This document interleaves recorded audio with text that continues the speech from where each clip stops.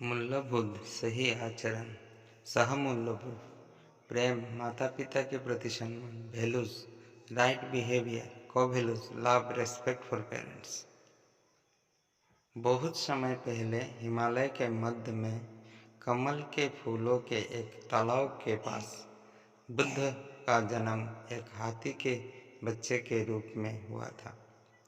वो एक शानदार हाथी था।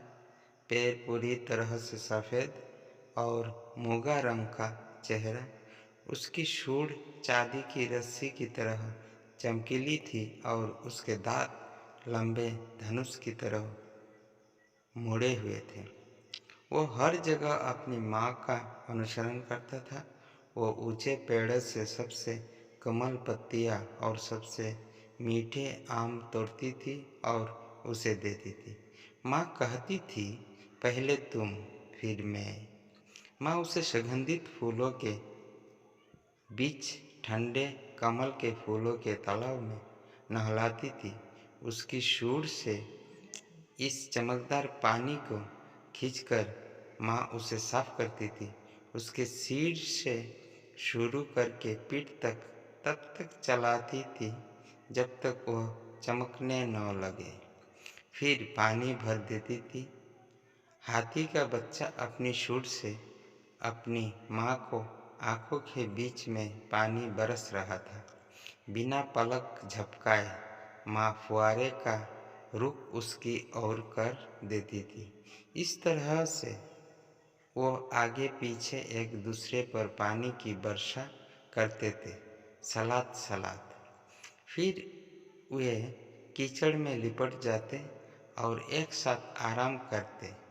दोपहर की गहरी छाया में माँ हाथी जाम के पेड़ के नीचे आराम करती और अपने बेटे को दूसरे हाथियों के साथ खेलते हुए देखती।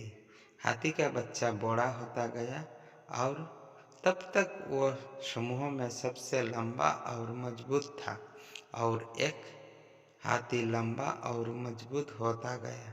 दूसरी ओर उसकी माँ की उम्र बढ़ती गई।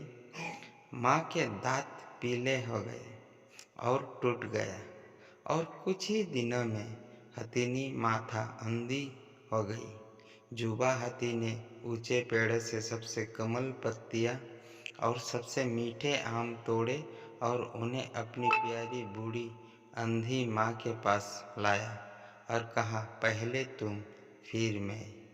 वो अपनी माँ को सुगंधित फूलों के साथ ठंडे कमल के फूलों के तालाब में नहलाता था।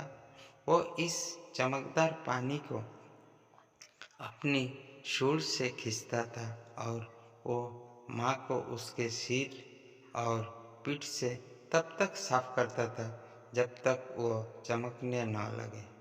फिर वे सूंड को कीचड़ के अंदर घुमाते थे और एक साथ आराम करते थे।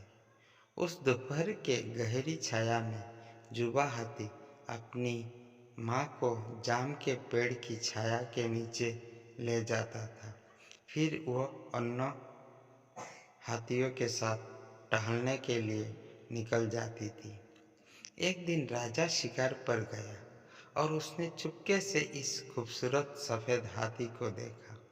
क्या अद्भुत प्राणी है, मुझे इसकी सवारी करनी चाहिए।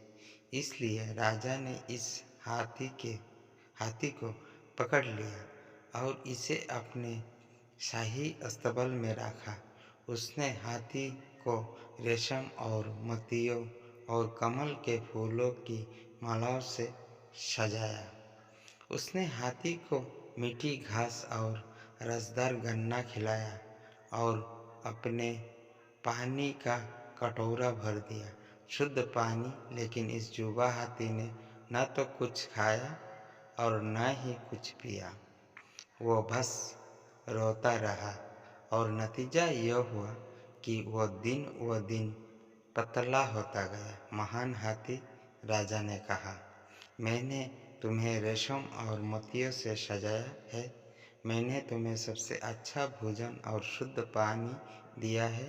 फिर भी तुम न तो कुछ खाते हो और न ही कुछ पीते हो। तुम्हें क्या प्रसन्न कर सकता है?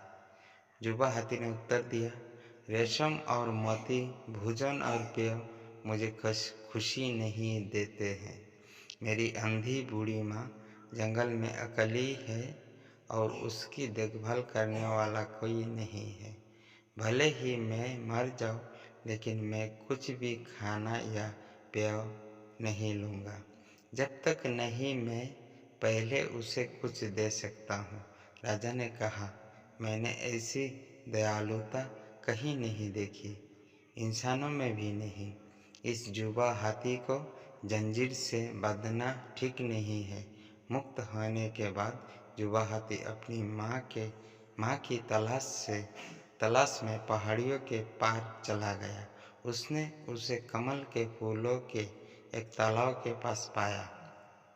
माँ कीचड़ में पड़ी थी, इतनी कमजोर कि वो हिल भी नहीं सकती थी। उसकी आंखों में पानी आ गया और उसने पानी खींच लिया अपनी सूंड से पानी, और वो माँ के सिर से तब तक नीचे गिरता रहा जब तक माँ उज्जल नहीं हो गई। क्या बारिश हो रही है? क्या मेरा बेटा मेरे पास लौट आया है? माँ ने पूछा। हाथी ने कहा, यह आपका अपना बेटा है। हाथी ने कहा, राजा ने मुझे रिहा कर दिया है। जैसी ही वो माँ की आँख पूछ रहा था, एक चमत्कार हुआ। माँ हाथी की दृष्टि आपस आ गई। ऐसा कर रही है। तब जुबा हाथी ने पेड़ से सबसे कोमल पत्तियाँ और सबसे मीठे आम तोड़े और अपनी माँ को देते हुए कहा, पहले तुम फिर मैं। शिक्षा। हमारे माता पिता हमसे बिना शर्त प्यार करते हैं। हमें सिखाया जाता है, माता पिता गुरुदेवम। पहले माता पिता गुरु और फिर भगवान। माँ का हमारे जीवन में सर्वोत्तम स्थान है। हमें अपना माता पिता से प्यार और सम्मान करना चाहिए, खासकर तब जब उन्हें हमारे प्यार की सबसे ज़्यादा ज़रूरत है। Thanks for watching.